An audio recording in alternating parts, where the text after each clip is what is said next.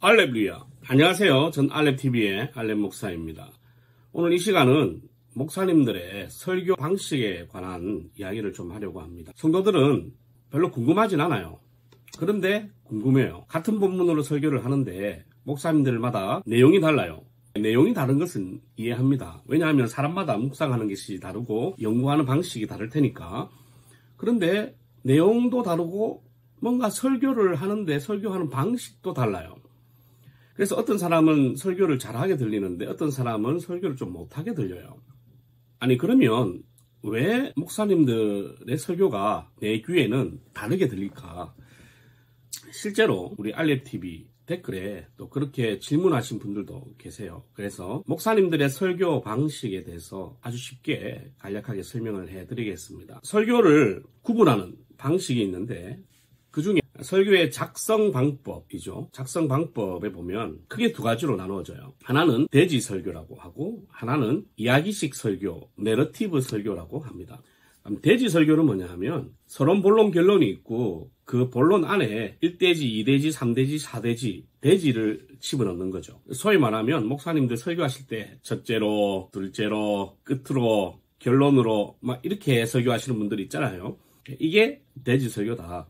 대지 설교는 몇 대지까지 있느냐? 그거는 자기 마음이죠. 일반적으로는 이제 3대지까지 있습니다. 첫째, 둘째, 셋째, 혹은 첫째, 둘째, 결론.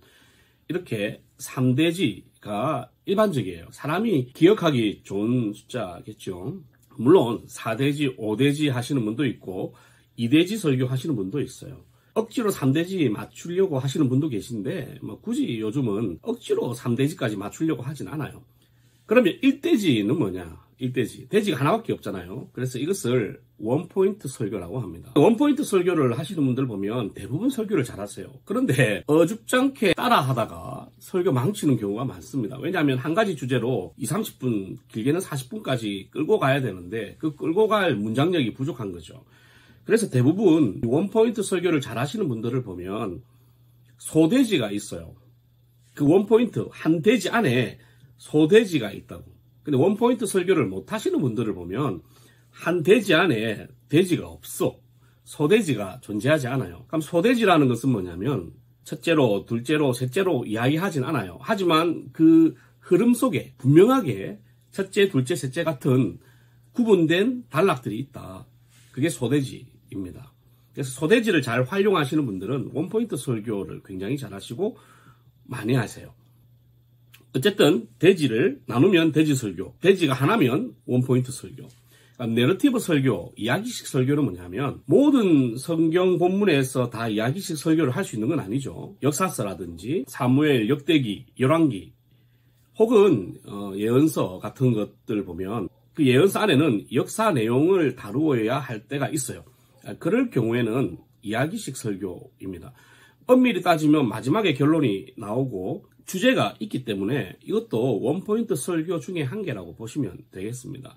그 이야기식 설교는 말 그대로 한참 계속 듣고 있으면 재밌어요. 소설이나 동화를 듣듯이 재밌어요. 그런데 맨 마지막에 가슴을 빵 치게끔 한 방 날려주는 설교죠. 첫째, 둘째, 셋째 이 본문 전체를 설명을 할 때 한 단락으로 한 통으로 이야기로 설명하는 것이 내러티브 설교다. 이거는 설교를 작성하는 방식이고 설교의 논지를 진행하는 방식은 크게 두 가지예요. 하나는 연역법 설교, 하나는 귀납법식 설교입니다. 그럼 연역법식 설교는 뭐냐면 서론, 본론을 거쳐서 결론이 나오는 것이 연역법식 설교라고 보시면 되고 귀납법식 설교라는 것은 뭐냐면 결론이 앞에 한번 와요. 그리고 서론, 본론, 결론 혹은 결론, 본론, 서론 주제로 가는 게 귀납법식 설교예요. 그러니까 연역법식 설교와 귀납법식 설교는 거꾸로 되어 있는 형태다. 크게 보면 그래요. 물론 이것을 섞어서 사용하시는 분들도 많이 있습니다. 이것도 어렵죠. 그러면 이제 연역법식 설교는 이런 거예요. 성도들의 반응은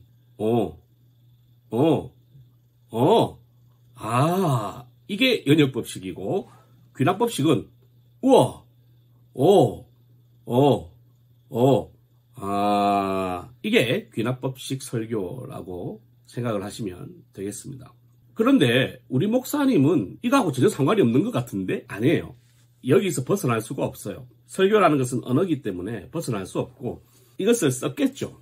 내러티브 안에 3대지를 넣고 3대지에 대지 안에 내러티브를 넣고 1대지는 연역법, 2대지는 귀납법, 3대지는 연역법 이런 식으로 섞어서 사용을 하시다 보니까 다양하게 다르게 느껴지는 거예요. 그런데 한 목사님의 설교 안에서도 이렇게 다양하게 구성이 되는데 여러 목사님들은 얼마나 다양하겠어요. 그죠? 그런데 분명한 것은 목사님들마다 선호하는 설교 방식이 있어요. 그래서 내가 좋아하는 목사님들 설교를 쭉 들어보고 내가 별로 안 좋아하는 목사님들 설교를 쭉 들어보세요. 설교에 문제가 있는 게 아니라 그 설교를 전달하는 방식이 나한테 맞느냐 안 맞느냐가 클 거예요. 그러면 여러분들 교회 목사님은 어떤 설교이신가? 이것도 한번 관찰하면서 하나님 말씀을 들으면 잠도 오지 않고 얼마나 좋겠어요. 한번 우리 교회 목사님, 우리 담임 목사님, 우리 부서의 목사님, 우리 전도사님 설교는 어떤 방식인가 한번 좀 고민하면서 들어보시고 그러다 보면 더 집중해서 하나님 말씀을 잘 들을 수 있으리라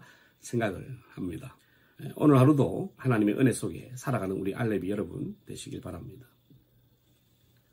할렐루야.